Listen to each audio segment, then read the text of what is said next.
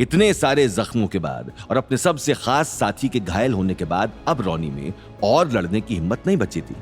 इसलिए उसने गौतम के आगे घुटने टेकते हुए बोला, मुझे माफ कर दीजिए, मैं बिल्कुल गलत था। जो भी बदतमीजी मैंने आपसे, आपकी बीवी से, रिया और सुलेखा जी से की है, उसके लिए मैं तहे दिल से शर्मिंदा हूँ।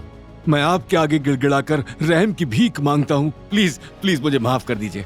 आप चाहें तो मैं अभी आपकी बीवी के जूते चाट सकता हूँ।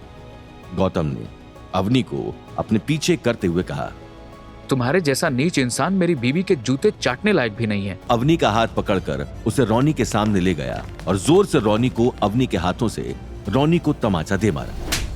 हाथ अवनी का था, पावर गौतम की, और रोनी अवनी के कदमों में गिर पड़ा। ये सब इतनी जल्दी हो गया कि अवनी हैरान रह गई और गौतम को देखने लगी। आई नो तुम कुछ और चाहती थी, पर यह करना जरूरी था। जिसकी गलती है आंखें वो झुकाएगा, जिसकी गलती है डर से वो कपकपाएगा, तुम नहीं। तुम मेरी शेरनी हो, ये कभी मत भूलना। गौतम की बातों से अवनी का मूड बिल्कुल बदल गया। वो सिर उठाकर रोनी की आंखों में आंखें डालकर उसे घूरने लगी और इस बार रोनी को अपना सिर झुकाना पड़ा। रोनी अब तुम जाओ यहां से, किसका वेट कर रहे हो? और मार खाना है क्या? गौतम ने तो रोनी को वहां से जाने के लिए हरी झंडी दे दी थी, लेकिन न जाने क्यों रोनी गुस्से में नील की तरफ घूरता जा रहा था। लेकिन इस वक्त गौतम का ध्यान रोनी से हटकर अवनी पर था। अवनी तुम ठीक हो ना?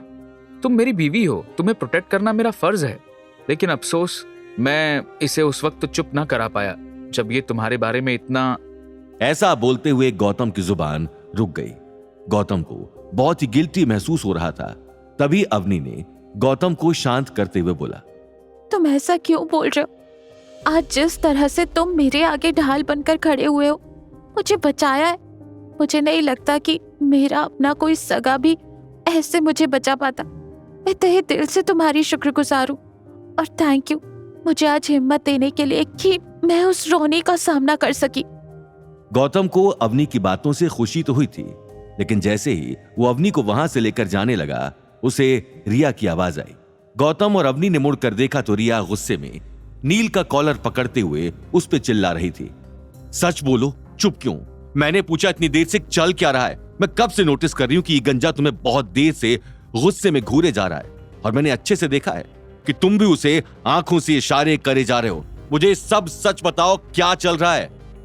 रिया की बातों से गौतम को इस गुत्थी को सुलझाने का एक क्लू मिल चुका था। उसे पता था कि नील से कोई उसकी मर्जी के बगैर कुछ निकलवा नहीं सकता, चाहे कोई उसे कितना भी मजबूर क्यों ना कर ले। इसलिए उसने घी टेढ़ी उंगली से निकालने का सोचा। गौतम ने अवनी को धीमी आवाज में बोला, मुझे 2 मिनट दो प्लीज, और मैं अभी इस पूरे मामले का पर्दाफाश करता हूँ। अभी सबके सामने पता चल जाएगा कि सच क्या है और झूठ क्या। अवनी को कुछ समझ नहीं आया कि गौतम आखिर कहना क्या चाहता है और वो कौन सा पर्दाफाश करने वाला है। अब गौतम रोनी की तरफ जाने लगा। 2 सेकंड है तेरे पास? बताइए सब क्या इशारेबाजी चल रही थी, वरना। रोनी ने जैसे ही गौतम के मुंह से ये बात सुनी, उसने गुस्से में अपने पास में पड़ी हुई ईंट उठाई। सब लोग एक पल के लिए डर गए कि आज तो गौतम जान से गया, लेकिन गौतम को अपने ऊपर पूरा विश्वास था। उसे पता था कि रोनी उसके साथ तो कम से कम ऐसी कोई बदतमीजी नहीं करेगा, और वैसा ही हुआ। रोनी ने गुस्से में ईंट तो उठाई, लेकिन गौतम के सर पर नहीं मारी, बल्कि वो नील की तरफ बढ़ा और खींच के उसके सिर पर वही ईंट दे मारी। नील के पास खड़ी रिया की तो टांगे ही कांप गई थी। गौतम रोनी की इस हरकत से गुस्सा हो गया और वो रोनी को पकड़कर रिया से दूर गाड़ी के पास ले आया।